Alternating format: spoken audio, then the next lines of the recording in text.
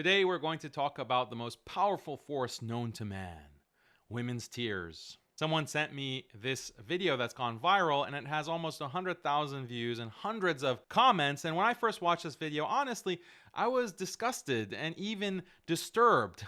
But I know that a lot of you are going to disagree with my opinion, so go ahead and whine in the comments about Daniel is so mean and he has bad adab. But trust me, you'll want to watch exactly my reasoning for this. I don't have enough English and I don't have a job. I don't want to work. I am so stressful right now and I always stressful. I always been stressful when the university began. Oh, she's stressed because of university. Well, who forced you to go to university? I think I have a solution for you. Have you tried dropping out? I want to have a job. You are you want to have a job? You need a job. Okay, I love money. I love freedom, because money is a freedom, and power. Okay, I'll accept that. She loves money. She's very direct. No beating around the bush. I love money. That's the whole point of this video. I want it, but I don't want to work in a software company. My university, I study at computer science in my university, but I hate software. Oh my God. I hate everything about technology. I don't write. I didn't. I won't. What do you want? I am not writing a code. What do you want?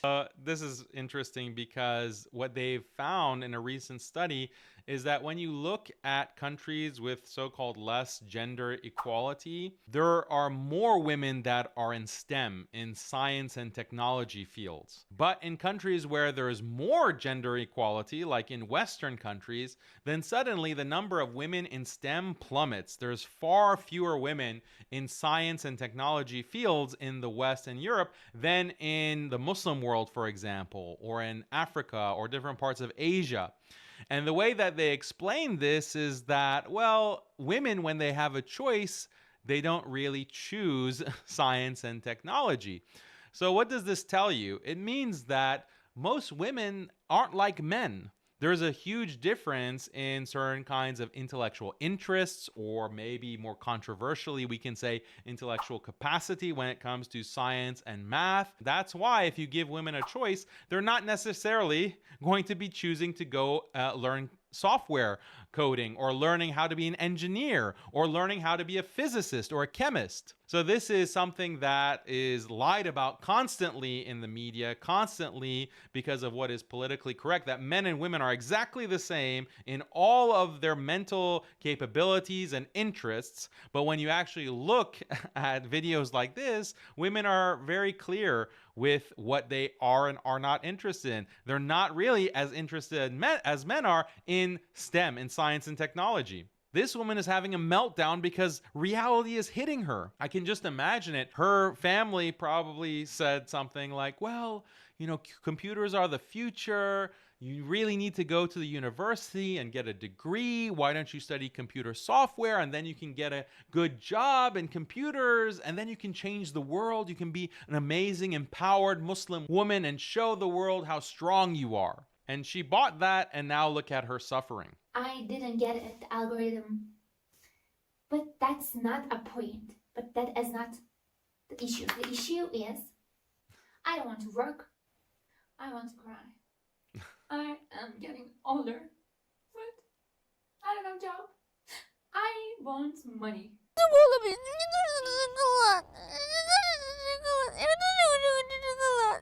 Because money. I want money. Just give me the money. That's all I want. Why aren't people giving me money? It's important. And also you should have a job. You need a job. Because that is a responsibility. You have to. Everyone have to have a job. That's the thing. If you're a woman and you want money, there's only two paths to that. You either get a job or you get married.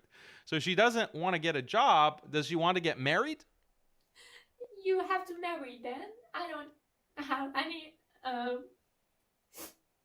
men. I don't have any men. And I don't want to marry because men are really sick. Men are really sick, she says. This is also feminist brainwashing, because if men are sick, what about your father? Who's paying for your university? Who's been paying for you to enjoy life up to this point? Because she's just, what, in her early 20s? She hasn't had a job, so who's been paying for all her needs? Especially if she's in the Muslim world, it's her poor father who has to have a job, her poor father who has to be working from 9 to 5 or even longer to provide for her lifestyle. And now she's in the university, but she says men are really sick. And I don't want to marry because men are really sick. The other problem with her statement that men are really sick is that it's a product of gender egalitarianism. Gender egalitarianism is a turnoff for women. What do I mean by that? We know that women are hypergamous. That means they're attracted to men who are more powerful than they are, wealthier than they are. Women are looking up in terms of their attraction. They're attracted to men who are above them in terms of status.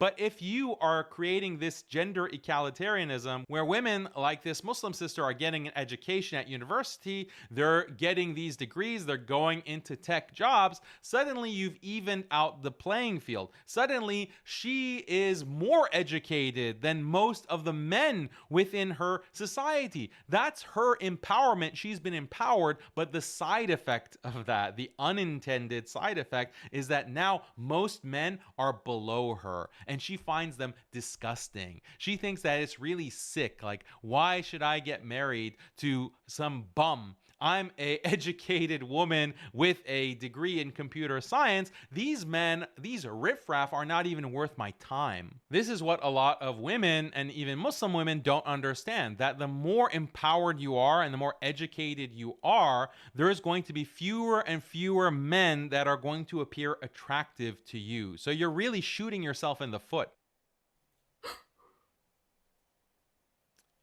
You're the waterworks. I love children, but I don't want to have a child because too much responsibility. I'm a lazy person, okay? I'll accept that. Damn it. What do you want? I'm a lazy person. So no woman 100 years ago or 200 years ago or at any other point in history would say the kinds of things that she's saying. A woman 100 years ago would be begging for a man to come marry her and give her children. Why? Because women throughout the majority of history needed a man to provide for them, to protect them. If you don't have a man protecting you, then there's a high chance that you're going to starve to death, you're going to freeze to death because there's no shelter, you're going to be potentially killed or potentially raped. You need to have a man to protect you. The only reason that we have women like this today having this kind of temper tantrum and saying that they're lazy is because of modern economic conditions. We live in a modern welfare and surveillance state, which gives women like her the luxury to go to university, try this, try that. If you don't make it, maybe you can drop out, maybe you won't get a job, then you'll have welfare. You'll have a social safety net that can protect you and provide shelter for you, to provide protection for you, to provide food. You also, as you get older, are not going to be able to provide for yourself, and that's why historically people had children. Your children get older and then take care of you in your old age when you don't have the physical capability to take care of yourself. But now you have a welfare system that if for some reason you cannot work, you don't need to depend on a family, you don't need to depend on a spouse or children, you can depend on the state to provide for you. This is the only reason she can have a temper tantrum like this. To understand how technology and the economy affects people's attraction to the opposite sex, imagine this scenario in the future where there are robot wives and every man can cheaply afford 10 or 15 robot wives. And these robots are exactly like women in their physical characteristics. and they don't age, they don't get fat. And they also have artificial wombs, so you can have children. Imagine this technology becomes available in the future. And then you ask one of these men in the future if they would prefer to marry a human wife. Many of them, if not all of them, would have the same kind of reaction that this Muslim woman has to the idea of men. They'll say, ew, why would I want to marry a woman when I have these robots? It makes no sense. A woman can get fat, a woman can age, a woman can also be disobedient and can be aggressive toward me. A woman might want to divorce me after she gets tired of me, and she's going to take half of my wealth. She's going to take my children. Why would I prefer a human to a robot? It makes absolutely no sense. Don't ask me if I want to be with a woman. Ew, that's disgusting. That's the kind of reaction that we could expect in such a technological future. But now we see the same thing with women. That's why women, many of them, find men completely unattractive. They're literally disgusted by the thought of a man. It's because the economic and technological context in which we live has made men obsolete, has made men into a useless commodity. Why would I, as a woman, want to have anything to do with a man? A man is obsolete. I can get all of my needs met from other places.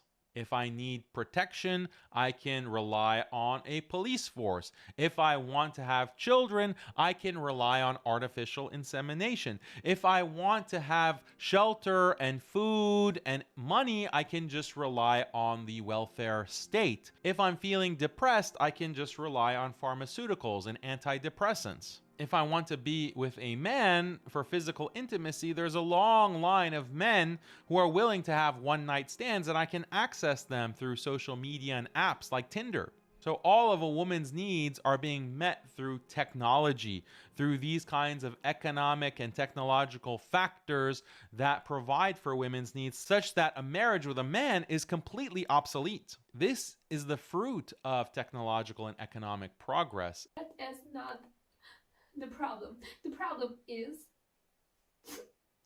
low salary, bad job conditions. Why we have to work? Why? Why? Why? 9 to 5 p.m. 9 a.m. to 5 p.m. Every week, 5 or 6 days maybe. I mean, I hope you guys are not simping for her right now in the comments, because this is such a disgusting, entitled attitude.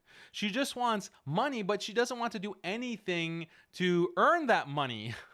This is like the attitude that is going to destroy future generations. It's going to destroy this generation because it's like dead weight. You have someone who doesn't want to work, but also doesn't want to get married, doesn't want to have children, doesn't want to contribute anything, just wants to be given money for free. 我有自己嘅原則，我就唔想成世俾人撳住嚟打。你好中意同人慳咩？我衰咗晒。 To do what, by the way? What do you think she's spending the money on? You know, going shopping, going out to eat at restaurants, maybe traveling, having fun with friends, you know, getting attention from men by making videos and posting it online for men to simp for her in the comments. Like, that's all her use of money is going to entail. So this is, imagine an entire generation of women like this. That's going to lead to extinction of the human race.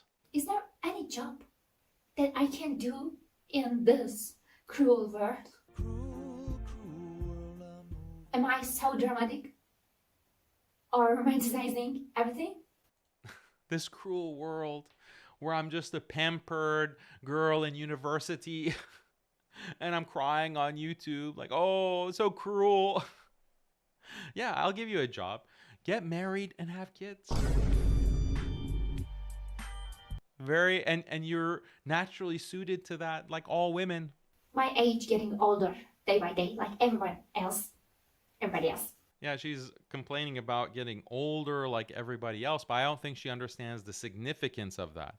Because right now, when she's young, now is the time for her to get married. Now is the time when she is at the peak of her marital value as a potential wife. But if she forgoes that value and squanders it by going into the university, going into a job that she hates, that she suffers through day after day, then when she does want to finally settle down, she will be older, she will be less fertile, she'll have less ability to have children. Her biological clock is ticking. And rather than whine and complain, she should make a decision to get married now. Right now, she has the option. In the future, when she's older, her options are not going to be as good as her options now. I am ashamed about that because I am always hope. I am always hope about life, but I don't have any right now. That's why I'm so sick of it. I've been like, you won't think something about that. No one should feel sorry for her, by the way. This is the temper tantrum of a child. Imagine people saying that we need to have women like this to lead our societies and to be in positions of leadership in our societies, but there's just no concern for anything except herself. The only concern that she has is her own personal material wealth and happiness. She doesn't care about how her decisions are going to affect society, how it's going to affect her family, how it's going to affect the larger ummah, the larger Muslim community. She has no concern about any of that. She only cares about, I want money. An important disclaimer is that not all Muslim women are like this, of course. This is a very specific type of entitled person, and alhamdulillah, most of our Muslim sisters don't have all of these kinds of negative toxic traits. I love myself. I know myself. I don't like to go and job every day. I don't want to go and job. I don't want to go. I don't want to job. I want job. I want money. But we need money. We need money. I want money. We still need I want money. So if you look at the comment section within this video on YouTube, all the top comments are trash and so toxic and backward. So Yusuf here says, may Allah ease your affairs, sister, grant you success in your studies, provide a job that suits you, and bless you with a righteous, wealthy husband you are pleased with. So imagine the simping on this. Like, may Allah give you everything you want and more. God forbid you suffer a minute of your life, or God forbid that you toil for a minute and have to do one thing that you don't want to do in your life. God forbid. May Allah give you everything, and make sure that your husband is wealthy.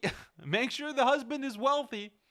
By the way, what's going to happen? This wealthy Casanova, this wealthy husband comes along and gives her all the money that she wants, and she's not even willing to have children. She's not willing to do anything. She's not willing to be a obedient, submissive wife. She wants to be strong and independent and get all the money at the same time. And then this simp later in the comment has the audacity to compare her to Mary, the mother of Jesus. The mother of Jesus was making sacrifices for the sake of Allah, not for the sake of money. Hashem says, she is putting into words what everyone else is thinking. Working 40 hours a week for 40 to 45 years is the biggest scam ever. Yeah, well, the biggest scam ever is what men have done for all of human history. It's only women now, when jobs, by the way, you sit behind a desk in an air-conditioned environment. That is something that women are complaining about, but it's nothing compared to the toil that men historically and even today have to have done to support their families and to support women. This makes myself as a Muslim man want to work 10 times harder so I know I can fully cover my future wife's financial desires and needs. Stay strong, sis. Life sometimes throws you around, but I'm sure you'll figure it out. Most of us do in the end. So this is the message that this simp got from the video. Oh, I'm gonna work so much harder to make sure my wife has nothing to worry about. I'm just gonna give her as much money as possible. So this is unfortunately the simp mindset that encourages women to behave in this way, in this very self-destructive way, but also destructive to the entire human race, destructive to the ummah. We should not be encouraging this. No one should be giving her this positive reinforcement. This is a disaster. Now, let's not forget that a lot of Muslim men do want to provide for their wives, but only if their wives are good wives who do their share, who contribute to the marriage in specific gender roles. So Muslim men should want to support their wives and provide for them and make their lives comfortable, but it's a give and take reciprocal relationship, not just one side, the husband giving and giving and giving, and the wife just taking and taking and taking. What do you think? Am I being way too harsh with the sister? Give me your thoughts in the comments below, and don't forget to subscribe.